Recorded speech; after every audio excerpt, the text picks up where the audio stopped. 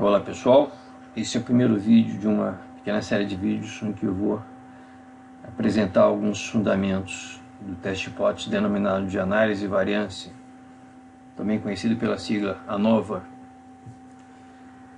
O primeiro vídeo está ainda associado ao teste T para a média de duas amostras independentes.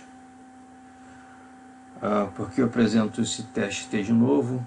Porque na verdade, enquanto o teste T permite que eu compare duas amostras independentes, a análise da variância é um teste de hipóteses que eu devo aplicar quando eu necessito comparar mais do que duas amostras independentes. Por exemplo, 3 amostras independentes, 4 amostras independentes e assim por diante. De acordo com os estatísticos, o uso da análise variância, ao invés de fazer uma série de testes T, quando eu quero comparar 3 ou mais amostras, o uso da análise da variância permite que eu trabalhe com um erro, com um alfa menor, com um risco menor de cometer o erro tipo 1. Lembrando que o erro tipo 1 é aquele erro que ocorre quando rejeitamos a hipótese nula. Na verdade, não deveríamos rejeitar essa hipótese nula. Bom, com relação ao teste T, eu tenho aqui um fragmento de planilha, um exemplo, que eu utilizei em outro vídeo, onde eu tenho um teste de hipótese bicaudal. Eu quero avaliar se existe diferença significativa entre duas populações. Correspondem a populações onde os registros são de indicadores de produtividade e quantidade de peças produzidas por 2 turnos em uma empresa, em uma fábrica, turno 1 e turno 2. Então suponhamos aqui duas amostras de mesmo tamanho, tamanho 6, e o cálculo da estatística T. Eu tenho aqui uma apresentação da fórmula da estatística T, onde o cálculo da estatística T depende da diferença entre as médias amostrais. Por enquanto, nossas duas amostras apresentam uma diferença de 3 unidades. E dependendo também da diferença associada à hipótese nula. Se nós queremos avaliar se existe diferença significativa entre os 2 turnos, a hipótese nula é a hipótese de igualdade. É a hipótese em que μ1 menos μ2 é igual a 0, ou seja, não há diferença entre a média populacional do turno 1, μ1, e a média populacional do turno 2, μ2. E a estatística T também tem o seu valor dependente do denominador, que é o chamado erro padrão amostral, que depende, por sua vez, da variância agrupada. Bom, nessa planilha, eu incluí aqui no meio um gráfico box plot para cada uma das amostras. O gráfico do box plot é um gráfico interessante que consegue simbolizar razoavelmente a dispersão de valores ou em uma população de dados ou em uma amostra de dados. No gráfico de box plot, nós podemos, por exemplo, avaliar qualitativamente, visualmente, a dispersão de valores mediante a observação da altura dessa caixa. Ok? Então, eu posso visualmente, ao observar esses 2 box plots, um com relação ao turno 1 e outro com relação ao turno 2, se há uma maior facilidade ou não de identificarmos a eventual existência de uma diferença significativa entre as duas médias, ou seja, entre as produtividades do turno 1 e do turno 2. Ok? Então o primeiro aspecto que me interessa é que quando quisermos comparar turno 1 com turno 2 e com turno 3, por exemplo, a entrada de mais um turno, de acordo com os estatísticos, não convém fazer testes T para combinações para avaliações par a par. senão nós teríamos uma multiplicação do chamado risco do erro tipo 1, ou seja, o risco alfa. Um outro aspecto é que quando trabalharmos com análise variância nova, nós vamos trabalhar com medidas de dispersão dentro das amostras e medidas de dispersão ou de distância entre as amostras. Serão chamadas somas dos quadrados dentro e soma dos quadrados entre. Eu já apresento aqui nessa planilha o que seria, por exemplo, a soma dos quadrados dentro de cada amostra.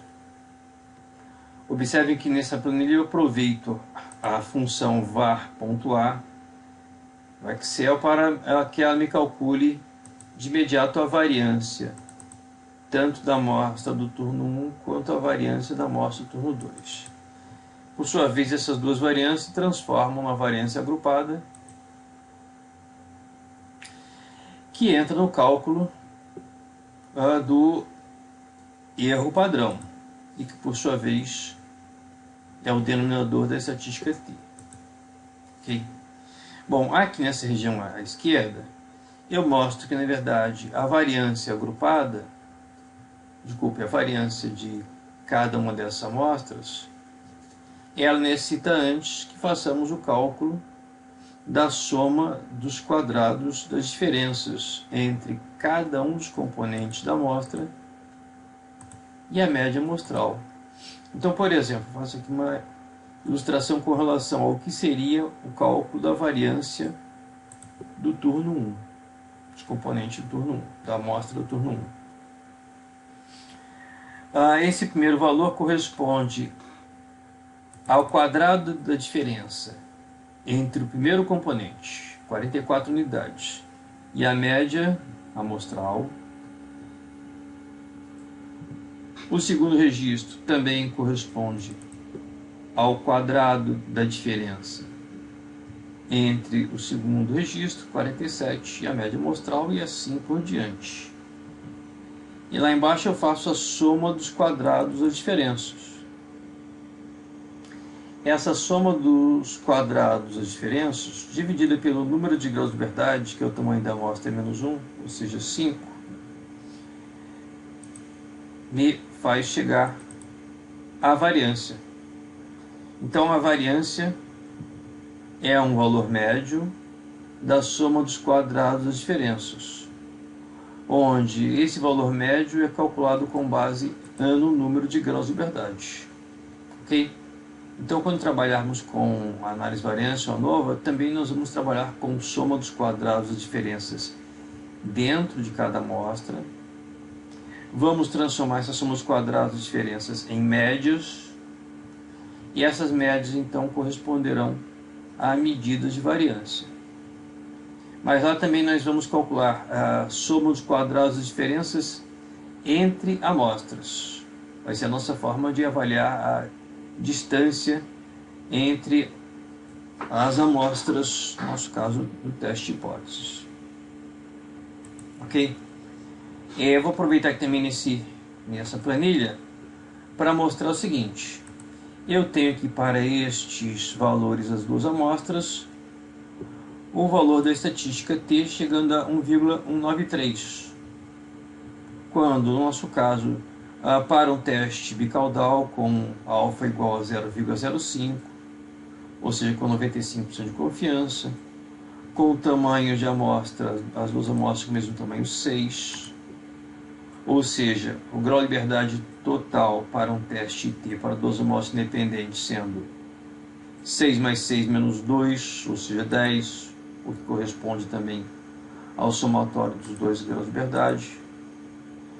Para esse número de graus de liberdade 10, para um teste bicaudal para o alfa de 0,05, nós buscaríamos facilmente na tabela T os dois valores críticos.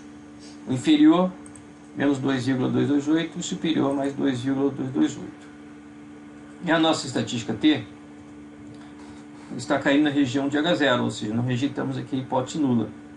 não encontramos pela estatística uma diferença significativa entre as duas médias. As duas médias populacionais a partir da avaliação das duas amostras. Observe agora o seguinte, nós temos essas variâncias 18,97 para as duas amostras. O que ocorreria se, por exemplo, nós tivéssemos amostras com variâncias menores, dispersões menores de valores? Observe o que ocorre no box plot, observe o que ocorre nos valores das variâncias, observe o que ocorre na estatística T.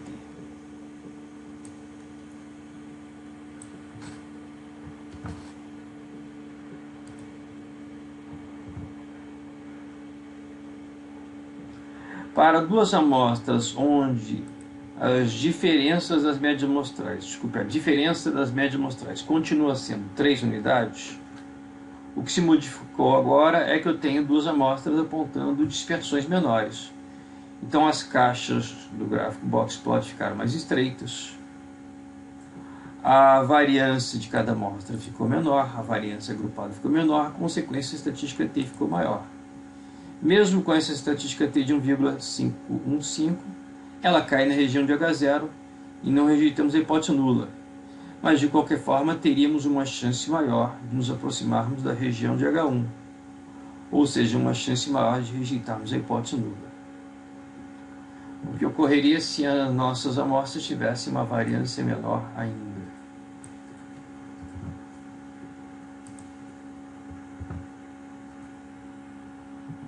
Observem que as caixas dos dois box plots ficaram mais estreitas ainda, então visualmente nós poderíamos considerar uma maior facilidade de identificar diferenças entre as duas amostras com relação à média. Okay?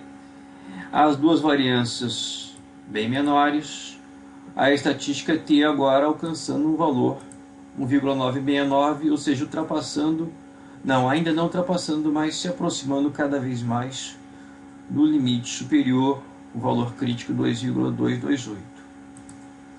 Nós podemos imaginar que se nós tivéssemos duas amostras com variâncias menores ainda, em algum momento a estatística T poderia ultrapassar o valor crítico 2,228, mesmo considerando-se amostras com diferença de médias estacionado no valor 3.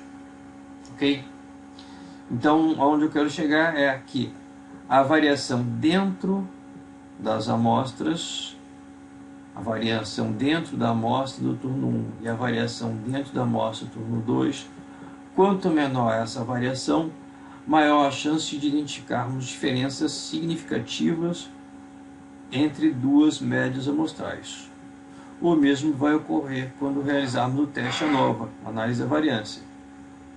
Quanto menores as variações dentro, maiores serão as nossas chances de identificar diferenças significativas entre as amostras. Ok? Bom, então esse é o nosso primeiro vídeo. Por enquanto é só. Um abraço.